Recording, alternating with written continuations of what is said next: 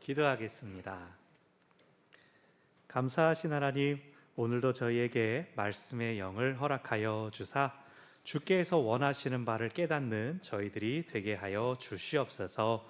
예수님의 이름으로 기도합니다. 아멘. 여러분, 영화 속에 보면 악당들 나오죠. 아주 못된 이 인물들이 있습니다. 빌런이라고도 하고. 여러분은 제일 나쁜 놈 하면 누가 생각납니까? 야, 그 참 지독하지. 영화라서 다행이다. 한동안 세계적인 부동의 1위가 스타워즈 시리즈의 다스베이더였습니다. 시커먼 마스크를 쓰고.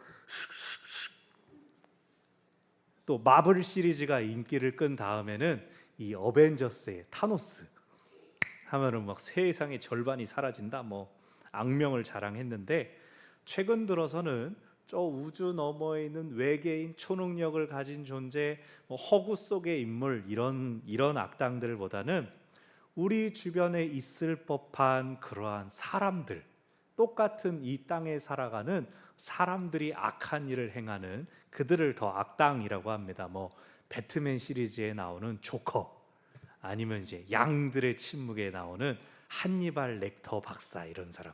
겉에서 그냥 보면 뭐 평범한 아저씨, 옆집 아저씨 같은 사람이 갑자기 살인마로 돌변하고, 똑같은 사람의 생명을 귀한 것으로 여기지 않고 또 사회의 질서를 아무렇지도 않게 파괴하고 어지럽히는 그런 이들을 사람들은 못된 악당으로 오래오래 기억합니다.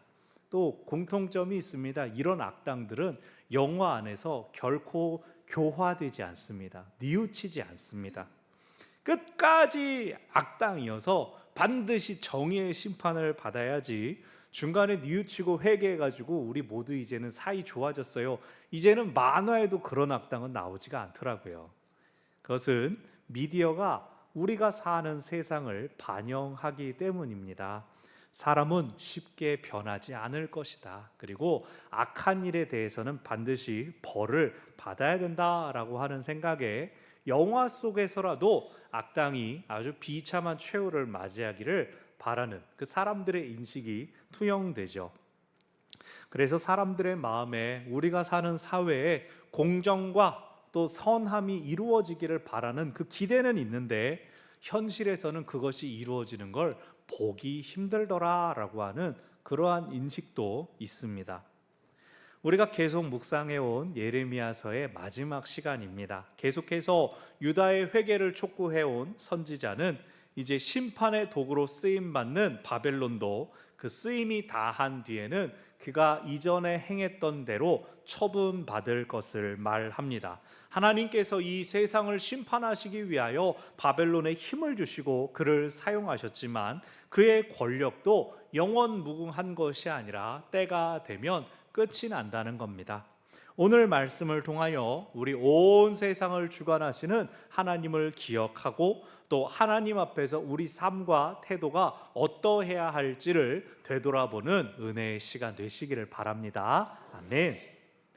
오늘 본문은 50장부터 이어져 온 바벨론 심판 예고가 끝나는 단락입니다. 유다의 주변 국가들이 바벨론의 침공으로 인해서 유다와 함께 멸망당합니다. 그 중에는 하나님께서 회복시키실 것을 약속한 나라들이 있었습니다. 당연히 그 회복의 선봉에는 유다가 있었죠. 그렇다면 유다를 비롯한 나라들이 회복되는 비결은 무엇일까요? 그것은 그들을 멸망시키고 정복한 바벨론이 멸망하는 것이죠.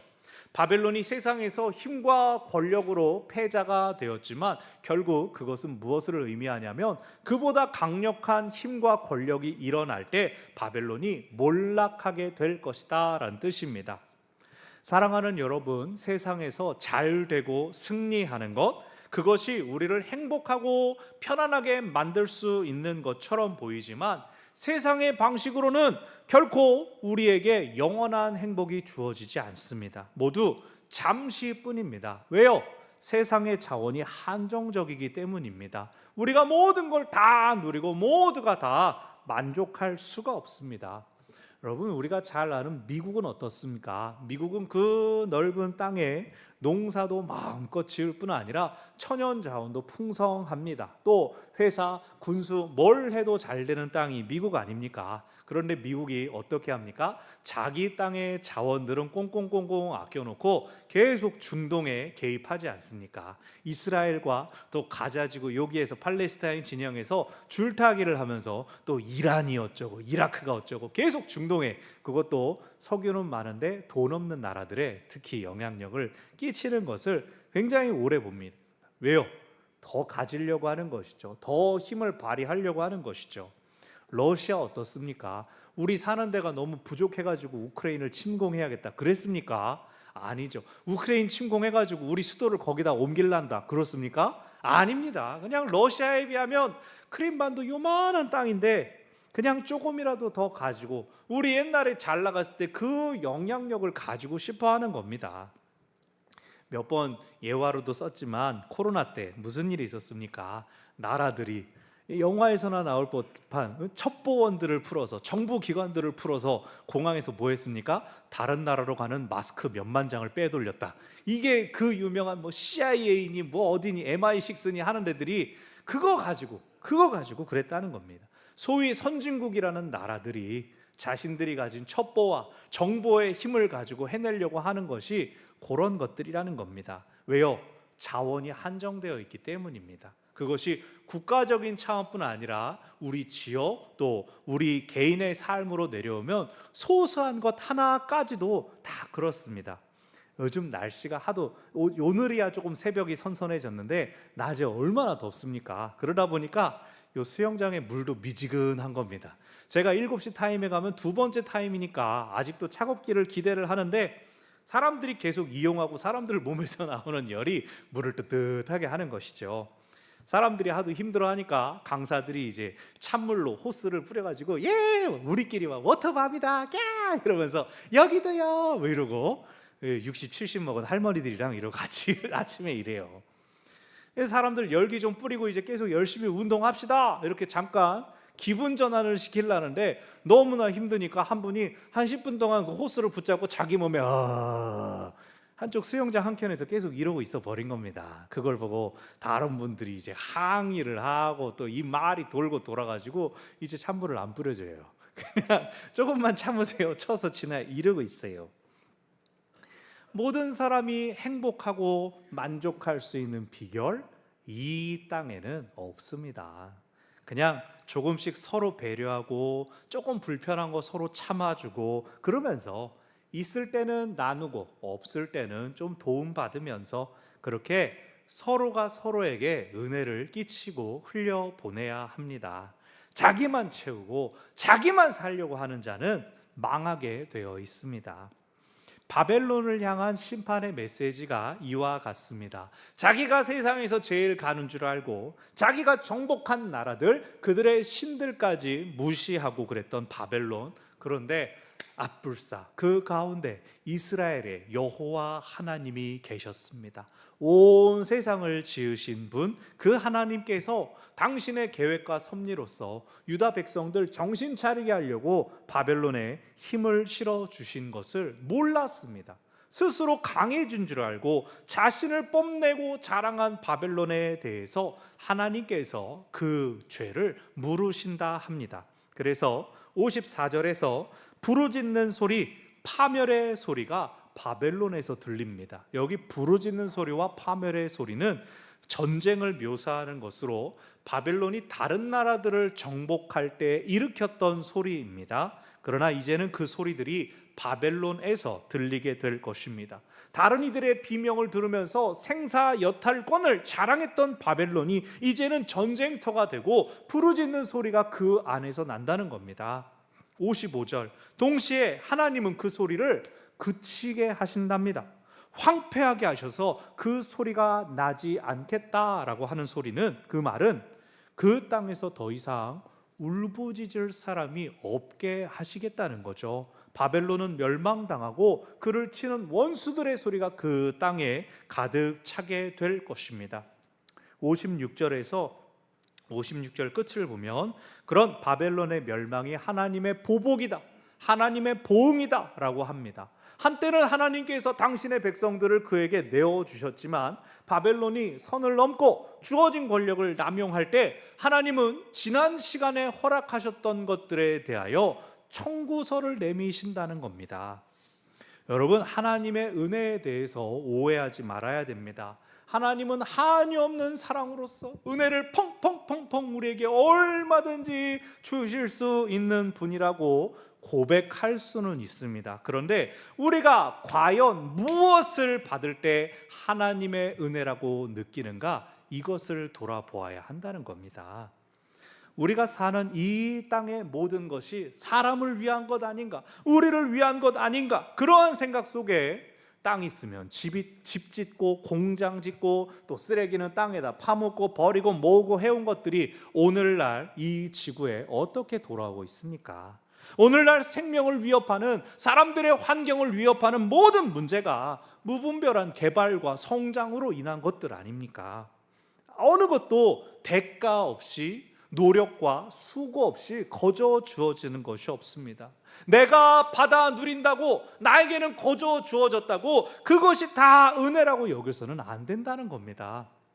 참치, 캔 많이 드시죠? 어린이들은 이제 참치 통조림이 바다에 사는 줄 안다고 하는데, 그 참치 통조림을 만들 때 어떻게 만드느냐, 다 기계로 뚝딱뚝딱 찌고 삶아서 예쁘게 넣는가 했더니 아니더라고요. 꽁꽁 얼어있는 참치를 이런 전동톱으로 사람들이 척추만 절단하고 나서 찌고 나면 아줌마들이 가시를 다 뽑고 있어요. 그 가시들을 손으로 골라낸 다음에 집어넣어서 그 다음에 기계가 포장만 해주더라고요. 닭발 좋아하십니까? 무뼈 닭발 같은 거? 그것도 사람들이 다 일일이 60, 70 우리 성도님들 같은 어른들이 쭉 서가지고 하루에 몇 시간씩 닭발 뼈 뽑아내고 가시 뽑아내고, 그래서 사람들이 편하게 먹는 거죠.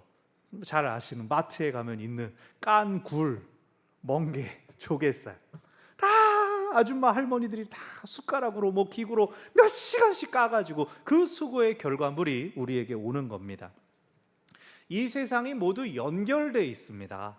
나의 편안함 뒤에는 누군가의 땀과 수고가 있습니다. 내가 편하다고 해서 야, 이 은혜 귀하다, 계속 이렇게 살면 좋겠다, 그러는 동안에 물론 생업을 위해서지만 그분들도 그거에서 돈 받지만 그 고생하면서 힘들어하는 사람들이 있다는 겁니다. 누가 일부러 고생하려고 합니까? 하다 보니까 그 일을 하게 되는 것이고, 우리가 서로에게 대하여 감사할 줄 모르고 다오 다오 하면서 그저 소비하기만 한다면 언젠가 그 청구서가 우리에게 돌아온다는 것을 기억해야 됩니다. 하나님께서 바벨론에 내미는 청구서로 인해 그들은 멸망당합니다. 57절, 그들이 취하여서 잠들고 깨어나지 못할 것이라고 합니다. 이 51장 7절에서 바벨론은 하나님의 손에 쥐어진 진노의 금잔이다 라고 했습니다. 온 세상이 그 잔을 마시고 취한다, 그게 하나님의 벌을 받는 비유로서 사용됐는데, 오늘 이제는 바벨론이 그 진노의 잔을 마시고 취해버립니다. 58절, 그들의 성벽이 파괴되고 문은 불에 타서 누구도 아무것도 그들을 지키지 못하고 그들의 모든 수고가 헛되게 될 것이라고 말씀은 전하고 있습니다. 그런데 여기까지의 말씀은 예레미야에게 들려졌습니다. 예레미야가 유다 백성들에게 이것을 알릴 때에는 하나님의 주권을 기억하라 라는 메시지가 되고, 그러니 바벨론도 끝이 날 것이다, 소망을 품어라, 돌이키실 것이다 라는 내용이 될 것입니다. 그런데 바벨론에는 이것을 전해야 됩니까? 말아야 됩니까? 바벨론 사람들도 이 두려운 메시지를 알아야 됩니까? 들어야 됩니까? 들으면 아유, 우리가 회개해야겠다라고 마음 먹을까요? 예레미야는 바벨론에도 이 말씀을 전해야겠다라고 생각했습니다. 59절을 보니까 이 말씀이 하나님으로부터 주어진 게 시드기야 제4년 이전에 주어진 말씀이다라고 합니다. 시드기야 제4년은 기원전 594년인데 이 비슷한 시기가 이미 예레미야 앞에 나옵니다. 28장에서 이 시기에 시드기야 왕과 고관들을 향해 바벨론에 항복하여 너의 생명을 보전하라 라는 말씀을 선포했습니다. 29장에는 바벨론으로 이미 끌려간 사람들, 1차 때, 2차 때 포로로 잡혀간 사람들에게 예레미야가 편지를 써서 보냅니다. 그곳에서 결혼해라, 그곳에서 애 낳고 정착하여서 그 땅에서 삶을 살아라, 그러면서 그 땅이 평안하기를 빌어라 라고 했습니다. 그런데 같은 해에 바벨론 심판에 대한 메시지를 받고 또 그것을 바벨론에 전하라고 바벨론 사절단편의 이 두루마리를 전하고 있습니다. 부탁을 받은 것은 병참감 군수 담당이었던 스라야입니다. 이전에 예레미야가 자신의 거취가 자유롭지 못할 때 바룩에게 부탁해서 이 책에 기록된 말씀을 사람들에게 읽어주십시오라고 했던 것처럼 그 부탁을 스라야에게 하고 있는 겁니다. 그리고 한 가지를 더 부탁합니다. 이 말씀을 낭독한 후에 이 두루마리를 돌에 묶어서 강바닥에 가라앉혀 버리십시오. 그렇게 되면 아무도 이 문서를 되찾지 못하기 때문에 그 안의 내용을 바꾸거나 수정할 수 없습니다. 즉 바벨론 심판의 메시지는 결코 변하지 않을 것이라는 예언적 행위까지 당신이 해주십시오라고 한 겁니다. 같은 시기에 상반된 하나님의 말씀을 전하는 예레미야의 의도는 무엇일까요? 28장 29장에서 바벨론에 항복해라, 그리고 그 성에서 평안하게 살아라, 그 성의 안녕을 빌어라, 그것은 지금 현재를 살고 있는 이들을 위한 도움과 격려, 위로의 말씀입니다.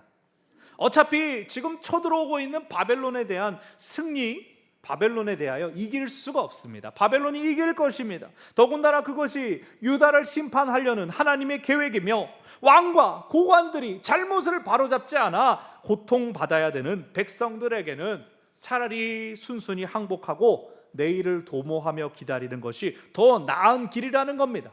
그것이 세상의 권력을 비교해서 애굽을 의지하고 무의미한 싸움을 계속하는 것보다 훨씬 낫다는 것입니다.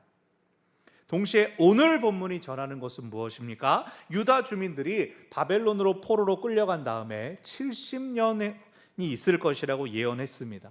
그러므로 오늘 본문은 70년 후를 내다보는 것이라고 할 수 있습니다.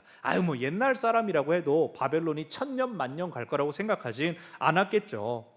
예레미야가 전하는 것은 지금은 그 바벨론으로 끌려가서 억지로 살게 되었지만 그렇다고 해서 또 그것이 세상의 전부인 양 생각하지는 말라는 것입니다. 지금 잡혀가서 결혼하고 애 낳고 하면 70년은 어마어마한 시간이죠. 앞으로 70년 살면 손주, 증손주까지 보겠네요. 이 성의 복을 비는 사람들은 바벨론이 멸망당하는 건 보지 못할 겁니다. 그럼에도 기억하라는 겁니다. 세상에 영원한 것은 없다. 모든 것에는 끝이 있다는 겁니다. 성경에서는 예레미야의 부탁을 받은 스라야가 바벨론에 가서 그것을 실제로 했더라라는 말이 없습니다. 스라야가 이 속국의 사절단이라는 걸 생각한다면, 시드기야 왕과 함께 가는 왕의 사절단이라는 걸 생각하면 현실적으로 스라야가 왕이시여 저 한마디만 하겠습니다, 바벨론은 멸망할 것이다, 쉽지 않았을 것 같습니다. 설령 낭독됐다 하더라도 바벨론 사람들이 하나님을 어떻게 알고 두려워했을까요? 그런다고 예레미야가 스라야 한번 망신당해봐라 그래서 이 일을 시키진 않았을 텐데요. 아마 스라야는 포로로 끌려간 유다 사람들 앞에서 이 말씀을 낭독했을 것입니다. 말씀드린 것처럼 29장도 포로들을 향해, 포로로 먼저 붙들려간 사람들을 향해 쓴 목회 서신이었습니다. 당신들이 그 땅에서 평안하고 안전하기를 바랍니다라고 했습니다. 오늘 본문도 같은 맥락으로 이해할 수 있습니다. 포로로 끌려와서 지금은 괴롭고 비참한 시간을 보내고 있을지라도 힘을 내어 가정을 꾸리고 여러분의 일상을 회복하여 지키고 있으십시오. 때가 이르면 하나님께서 바벨론을 심판하실 것입니다. 그 날이 왔을 때 안주하지 말고 그곳을 탈출하여 약속의 땅으로, 하나님이 우리에게 주신 땅으로 돌아오십시오. 지금은 바벨론이 승승장구하고 있지만 끝은 올 것입니다. 세상의 권력은 결코 영원하지 않습니다. 이것을 기억하라는 겁니다.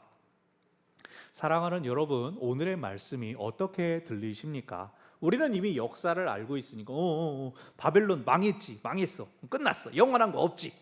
우리는 지난 역사를 이미 다 알고 있죠. 바벨론 멸망은 그 세계 7대 불가사의라는 바벨론의 공중 정원만큼이나 신비롭습니다. 놀랍습니다. 어이가 없습니다. 성경에서 바벨론의 마지막 왕은 벨사살이었다고 다니엘서가 전하고 있습니다. 우리가 잘 아는 대로 성전에서 가져온 금은 그릇으로 술 파티를 벌이고 귀인 1,000명을 초청하여서 큰 잔치를 벌이고 있다가 무슨 일이 나타났습니까? 손가락이 나타나서 벽에 글씨를 쓰죠. 아이고, 이거 달아보니 안 되겠다, 나눠줘야겠다. 두려움에 사로잡혔던 인물입니다. 근데 다니엘서가 전하는 것처럼 역사적으로 왕은 벨사살이었지만 실질적인 권력은 그의 아버지인 나보니두스가 가지고 있었습니다.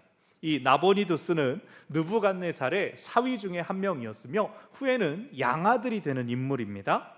이 나보니두스가 왕이 되기에 앞서서 다른 아들, 느부갓네살의 다른 아들 혹은 다른 사위들이 몇 번이고 반란을 일으켰었습니다. 그 시기 가운데에서 목숨을 건지고 지지자들이 야, 안 되겠다, 이 다른 아들이나 사위 못 쓰겠다, 나보니두스가 아무래도 왕이 되는 것이 맞겠다라고 해서 추대된 인물입니다.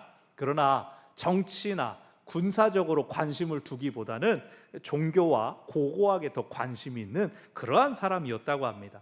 그래서 내부의 권력 다툼과 어지러움 속에서 인정을 받아서 왕위에 오르긴 했지만 정치력도 없고, 그렇다고 종교에 관심은 있는데 바벨론의 본 종교 행사에 참석하기보다는 자기가 연구하는 다른 종교에 심취해 있었던 그런 왕이었습니다. 거기다가 건강까지 나빠져서 일찍이 맏아들 벨사살을 섭정으로 앉힌 겁니다.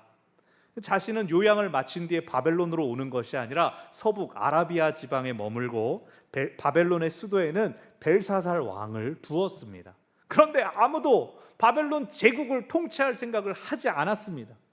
느부갓네살 왕 이후로는 권력을 탐하려고만 했지 그 바벨론의 영광과 위엄을 지키고 발전시킬 생각은 아무도 하지 않았습니다. 그때 메대 고레스가 일어나서 바벨론으로 쳐들어오게 됩니다. 나보니두스는 섭정을 세웠어도 자기가 통치자라는 인식을 가지고 그 서부 아라비아에서 북쪽으로는 리디아, 남쪽으로는 애굽의 도움을 받아서 그 메대를 물리치려고 했지만 싸움마다 졌습니다. 본인의 능력이 탁월하지 않으니까 힘이 없었습니다. 계속 지다가 바벨론 남쪽의 보르시파에 잠깐 피신해 있었습니다. 여전히 수도에는 벨사살 왕이 있었는데 벨사살은 그 바벨론 수도 성의 방어력을 믿고 성 안에서 계속 잔치를 벌이고 있었다라고 합니다. 그게 사기 진작을 위한 것인지 혹은 이제 세 보이려고 뻥카를 부린 것인지 우리는 알 수 없지만 다니엘서가 전하는 것처럼 미련하고 어리석은 짓이었죠. 고레스는 바벨론 성을 둘러 흐르는 해자의 수위를 낮추기 위해서 유브라데 강의 지류를 모두 열어서 강의 수위를 낮췄습니다. 아주 편안하게 강을 건너서 잔치 중이던 왕과 신하들을 제압했습니다. 실제로 역사의 기록에 성벽이 허물어진 다음에야 벨사살 왕이 우리 공격받고 있었어? 라고 합니다.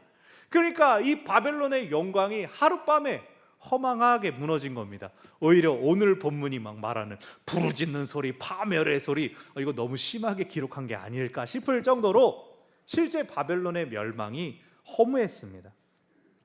유다 사람들에게 예루살렘도 성전도 영원하지 않다, 너희를 정복한 바벨론도 영원하지 않다, 그들이 모두 쇠잔하리라. 오직 누가? 오직 유일하신 하나님께서만 영원하시다. 그러니 하나님만을 의지하여라. 그것이 오늘의 메시지입니다. 우리 장로님 기도해 주신 것처럼 이제 다음 주면 9월입니다. 가을 다가옵니다. 오늘 새벽에 조금 선선했지만 이 2024년의 열매가 맺힐 때가 다가옵니다. 한 해를 또 가을이 지나면 금방 한 해를 마감하겠죠. 그런데 여러분, 올 초에 비해서 여러분 삶 많이 좋아지셨습니까? 사람들 경제학자들이라는 사람, 전문가라는 사람들 점진적 우상향 이런 말 많이 하는데 여러분 가정, 일터 우상향 되었습니까? 물가가 우상향, 공공요금도 우상향, 최저임금이 10,000원을 드디어 넘었다라고 하는데 밥값은 1시간 일해서 밥 사 먹습니까? 이거 하는 일 그만두고 다른 거 모색해야 되는가? 이대로 괜찮은가 여러 생각들 들지 않으셨습니까? 이 어려운 때에 야 누구는 뭐 해가지고 돈 벌었다더라, 누구는 성공했다더라 하는 소리도 들려옵니다. 그런가 하면 또 한편 21세기에 여전히 굶어 죽는 사람들이 있는가, 안타까운 사건, 사고 소식들이 막 들려옵니다.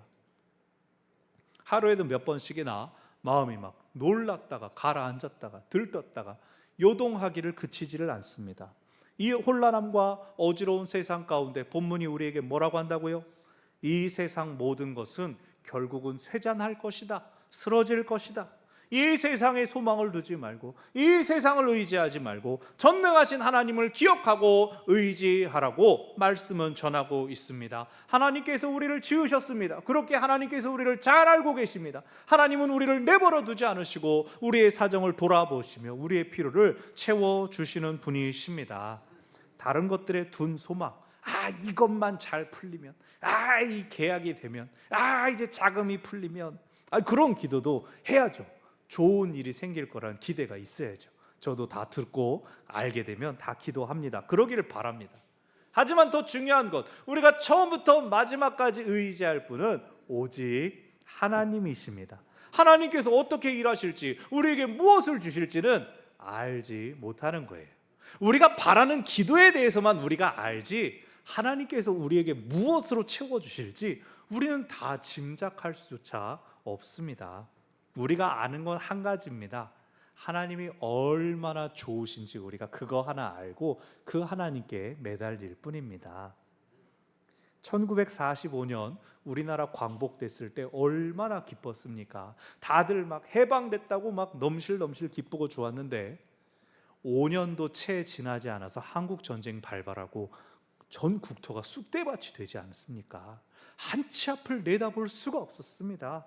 힘없고 이름 없는 민초들만 가장 고생하지 않았습니까? 그러나 하나님은 그들을 잊지 않으시고 하나님 아닌 다른 것은 쇠잔하리라, 그 말씀대로 오늘 우리의 삶이 있지 않습니까? 오직 하나님만이 흔들림 없고 하나님만이 변함이 없으십니다. 하나님만 바라고 의지할 때 우리에게 생명이 있고 소망이 있습니다. 아멘. 말씀을 정리합니다.